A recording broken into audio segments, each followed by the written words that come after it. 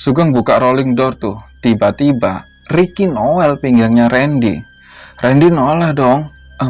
Randy ngelihat di kebun pisang. Boh.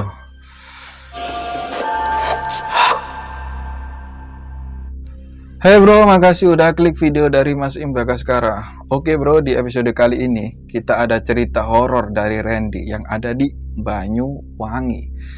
Jadi Randy ini di tahun 2014 baru lulus SMK. Dan setelah lulus SMK tuh, Randy ini diajak sama pamannya yang ada di Kediri. Nama pamannya ini Om Yanto. Randy diajak untuk bantu-bantu di bengkelnya Om Yanto yang ada di Kediri. Setelah mendapatkan izin dari orang tuanya, Randy berangkat tuh ke Kediri. Jadi bengkelnya ini bentuknya sebuah ruko.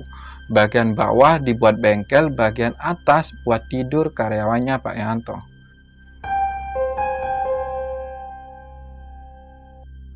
Pak Yanto ini bro punya 3 karyawan, namanya Ricky dan Sugeng sebagai mekanik, dan Sari sebagai admin. Lokasi bengkelnya Pak Yanto ini cuma berjarak 100 meter dari rel kereta api. Di situ Randy milih tinggal di bengkel bareng Sugeng dan Ricky. Singkat cerita, 3 bulan Randy kerja di bengkel belum terjadi apa-apa, masih aman. Di awal bulan keempat ada sebuah insiden tragis. Saat itu jam 12:30 siang, Randy dan Sugeng sedang ngopi tuh di warung yang ada di dekat rel kereta. Rel kereta di situ nggak ada palang pintunya bro, buka. Posisi Randy dan Sugeng duduk di luar warung ngadep rel. Tiba-tiba, Randy dan Sugeng melihat Pak Man yang merupakan warga kampung situ. Jadi gini, Pak Man yang sedang naik motor, sedang nyebrang rel kereta, dan dari arah samping ada kereta yang bunyiin klakson panjang.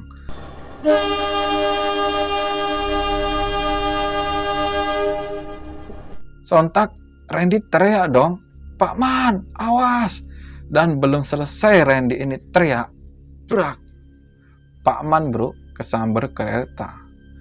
Randy dan Sugeng yang ngelihat Pak Man ketabrak di depan matanya cuman bisa mangap. Shock banget bro. Gimana gak shock ya? Ada orang kesamber kereta tepat di depan matanya. Orang-orang yang ada di sekitar lokasi kecelakaan langsung nyamperin tuh ke lokasi kejadian. Gak lama udah banyak tuh warga berkerumun. Randy yang fobia lihat darah langsung ngajak Sugeng balik tuh ke bengkel. Dan sesampai di bengkel, Randy dan Sugeng cuman bisa bengong tuh.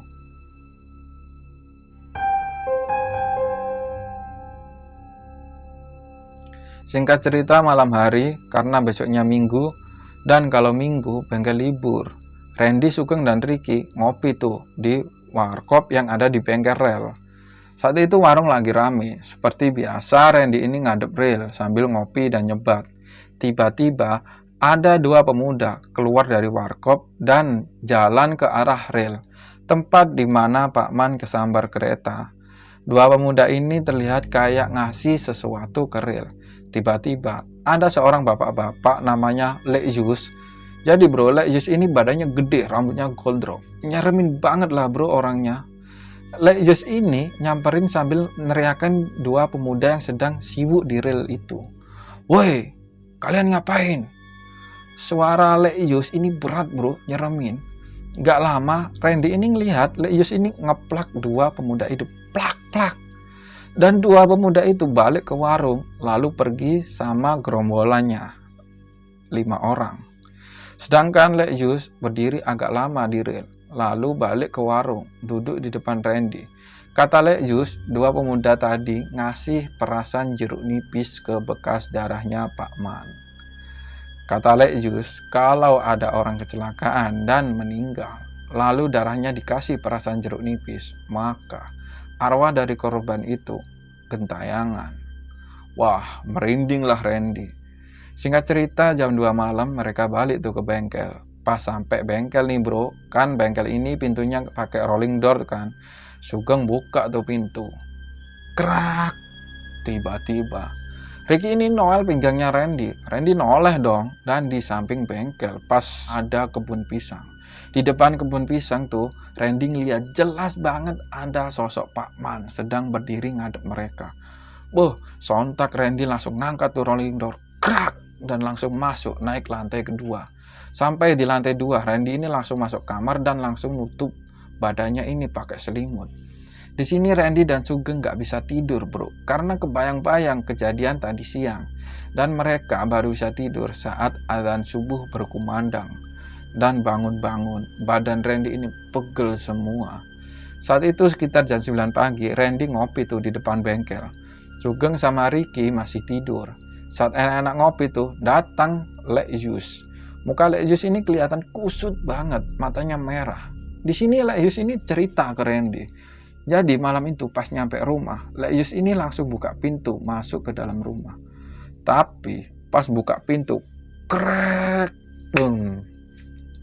Yang dilihat Lekyus di balik pintu ada sosok Pak Man sedang berdiri dengan penuh darah, muka hancur, dan sosok itu ngeluarin suara dan suaranya serak-serak gimana gitu.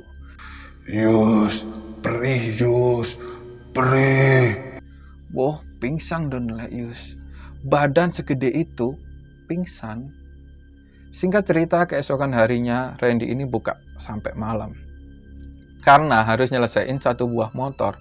Karena motor ini punya temennya Om Yanto. Dan yang nyuruh itu juga Om Yanto. Ya mau gak mau mereka lembur tuh sampai malam. Jam 9 malam motor baru selesai. Dan saat mereka sedang bersih-bersih tuh, tiba-tiba mereka dengar suara serak-serak basah. Mas, tolong.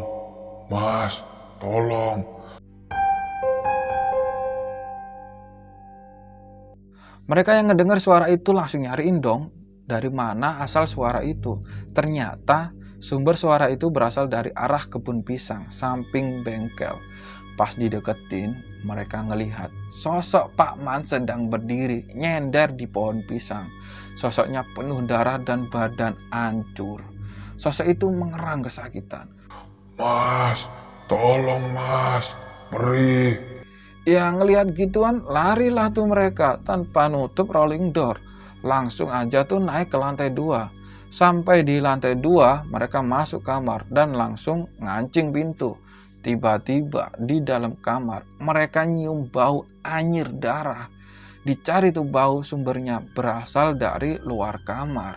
Makin takut tuh mereka, dan bener aja tiba-tiba mereka ngedengar suara serak basah. Mas, perih.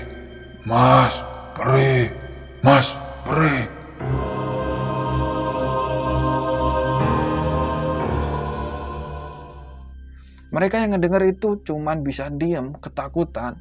Randy di sini pingin baca-baca sesuatu, tapi nggak bisa bro. Randy nggak hafal satupun surat. Wah, keadaan di situ bener-bener chaos bro. Sugeng sampai nangis.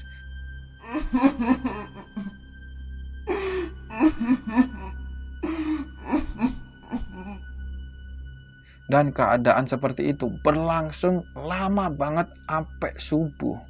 Mereka yang kecapean karena semalaman diteror langsung terlelap. Bangun-bangun karena HP-nya Ricky ini bunyi.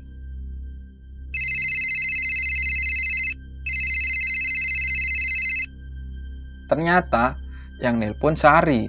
Di situ Sari sudah di depan. Mukanya Randy, Sugeng, dan Ricky pas bangun tidur kelihatan berantakan banget. Muka kusut, mata hitam, udah pokoknya nggak karu-karuan. Setelah mandi mereka turun tuh. Di situ Randy ngelihat muka Sari juga sama bro, kusut. Ditanyain lah, kamu kenapa Sar? Ternyata di situ Sari juga ngalamin hal yang serupa, diteror sama Pak Man. Malam itu Sari ini lagi rebahan tuh di ruang tamu. Tiba-tiba ada yang gedor pintu rumah. Sari bangkit tuh bukain pintu, dikira bapaknya pulang dari tahlilan. Ternyata pas pintu dibuka, itu sosok Pak Man dengan bentuk gak karu-karuan, berdiri sambil nyengir ke arah Sari. Gak pakai lama, Sari pingsan tuh. Dan bangun-bangun udah pagi hari. Di sini makin hari yang diteror makin banyak. Dan tiap hari Randy dan teman-temannya ngalamin teror itu. Dari suara orang gedor-gedor rolling door, bau anyir, rintihan cowok. Randy ini sampai stres bro, sampai akhirnya perangkat desa ini manggil orang pinter lah. Entah apa yang dilakuin orang itu, Randy nggak tahu, dan alhamdulillah teror pun berakhir. Tapi itu cuma 3 hari.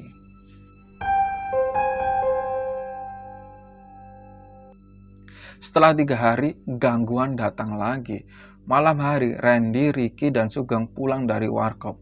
Mereka ngelihat sosok Pak Man ini lagi berdiri di depan kebun pisang. Larilah mereka masuk ke ruko.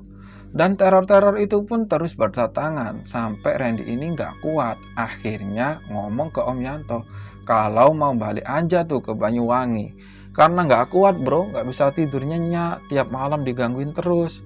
Sempet Om Yanto ini nyegah, ya tapi Randy kekeh mau balik ke Banyuwangi daripada mati muda karena teror itu. Akhirnya Om Yanto nyerah dan baliklah tuh Randy ke Banyuwangi. Sebulan kemudian setelah Randy balik ke Banyuwangi, Randy menghubungi Om Yanto. Ternyata bengkel Om Yanto ini pindah, udah nggak di situ lagi. Dan Sugeng sama Ricky juga udah resign. Setelah menghubungi Om Yanto, Randy ini menghubungi Sari. Kata Sari, sampai sekarang bro, kampung itu masih diteror sosoknya Pak Man. Dengan bentuk yang hancur gak karu-karuan.